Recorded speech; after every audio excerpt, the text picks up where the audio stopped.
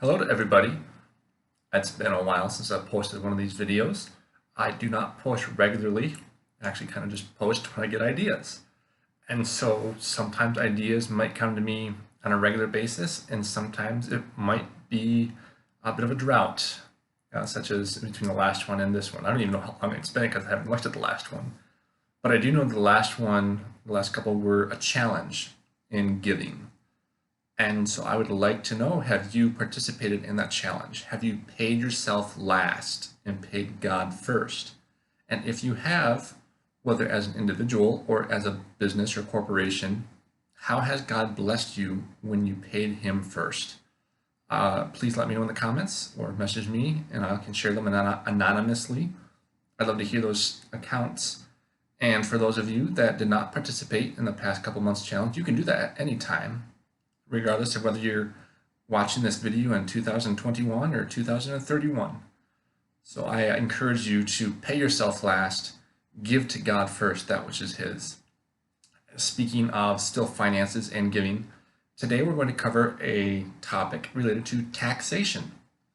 There is a certain political ideology that I've seen in the United States that states that taxation is theft. That when a government charges you taxes, they are stealing from you. What does the Bible say about that? Is taxation really theft? Is it wrong for the government to charge you taxes? Should people pay the taxes, whether or not they disagree with them? Let's go to the Bible. The Bible is our foundation for our morals, for our principles, and for our faith as well. And so the first place I'd like to take you is Exodus chapter 30.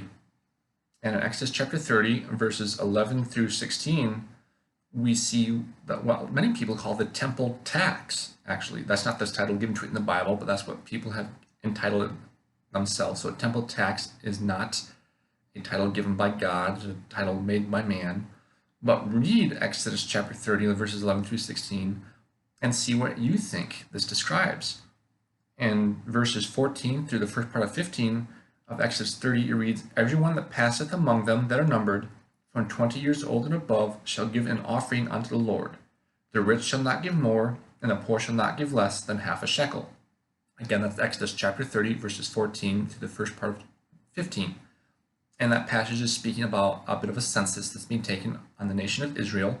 And when after that census has been taken, there was a tax. That's pretty much what it is. Yes, they call it as an offering to the Lord, but it's a mandatory offering. And if it's mandatory that you give money to God, would that not be a tax? Can you think of a better word for it? And then in Deuteronomy chapter 14, verse 22, God commands to Israel, "Tithe all the increase of thy seed." And we covered tithe a bit. Tithe means a tenth. So here in Deuteronomy chapter 14, God is commanding Israel that 10% of everything they have, again, goes to him, to be given to the priests as part of worship. Or if you look in Deuteronomy, it's actually part of worshiping God, where they can take their 10% and they are actually to eat that, because this is an agrarian society back in the Old Testament.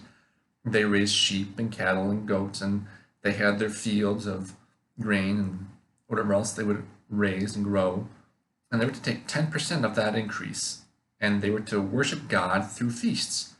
But it was still a mandate. 10% of that increase was to be given to worship God.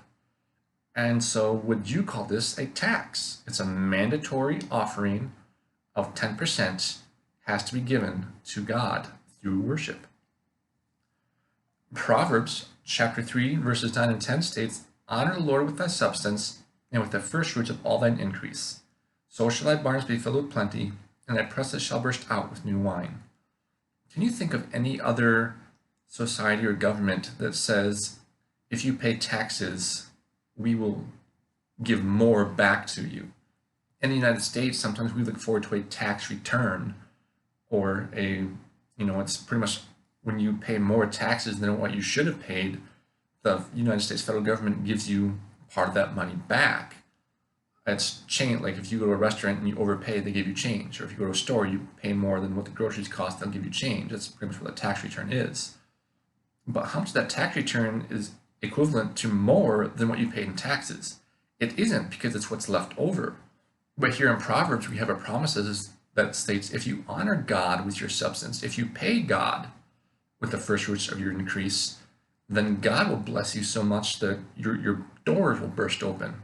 Think of a silo, a grain, like a barn, so full that you can't close the doors on it. You gotta kind of squeeze the door and then try to bolt it shut, but you can't because it's bursting at the seams with the blessings of God. Of course, what happens if a government overcharges people with taxes? Well, in 1 Kings chapter 12, we have the example of Rehoboam. Rehoboam is the son of Solomon, and so after King Solomon died, Rehoboam became king of Israel. And the people came to Rehoboam and said, look, your father's taxes, Solomon's taxed us, was way too much. Just all we ask him for is a pay cut. And Rehoboam says, well, come back in 3 days and I'll give you my answer. And they said, okay, that's fair. We'll give you 3 days to think about it. No problem whatsoever. And so the people go away, and Rehoboam turns to his counselors and says, what should I do? Should I lower the taxes as the people are requesting? And Rehoboam is given some bad advice. He's actually given some good advice by the older people that advised Solomon, and then he's given some advice by the younger people. And the older men say, yeah, you should lower the taxes. It'd be a good idea. And the younger people advised him, no, make it heavier, increase their taxes, make them unbearable, make them pay more. And from that point on, the people rebelled against Rehoboam, and that's when you had the divided kingdom of Judah and Israel. So let's go to the New Testament and ask, did Jesus and the apostles forbid the paying of taxes, or did they promote not paying taxes? I think it's pretty clear from the Old Testament that taxation was not theft because God is the one that instituted taxes. And so if you're going to say that taxation is theft, then you're calling God a thief. If you realize that, is God a thief? Because that is what you're saying. You're telling God that he's a thief because he taxed Israel. But what about in the New Testament? Was there any practice or principle that says we should not pay taxes? I think the most famous passage is probably Matthew 22, where Jesus says, render therefore unto Caesar the things which are Caesar's, and unto God the things that are God's. You can read that whole passage of Matthew 22 where they come to Jesus and say, is it lawful for us to pay tribute? Should we pay tribute to the government of Rome? And that's Jesus' response. Give unto Caesar what's Caesar's, give unto God what is God's. In Matthew chapter 17, you go back a few chapters, people came to Peter and says, does Jesus pay taxes? And Peter said, yes, he does. Now there's a bit of discussion between Jesus and Peter after that, but what happens ultimately is that Jesus humbles himself and pays a tax. So we see Jesus humbling himself to pay a tax. We see Jesus saying, if the government is charging you taxes, pay the taxes. And then in Romans, we see the Apostle Paul writes in chapter 13 and verse 7, render therefore to all their dues, tribute to whom tribute is due, custom to whom custom, fear to whom fear, honor to whom honor. And so Jesus humbled himself and paid taxes. Jesus said we should pay tribute to who tribute is due, so pay taxes when there are taxes. Do not try to escape from taxes. And then in Romans, the Apostle Paul says, pay it. I think there's a pattern established here, in my personal opinion, that taxation is not theft. That if you say that taxation is theft, you're calling God a thief because God instituted a tax on the nation of Israel. However, there are a couple of things to point out. And this is going to be focused on those of you who are listening who are in a government and you might have the responsibility or the authority to tax people.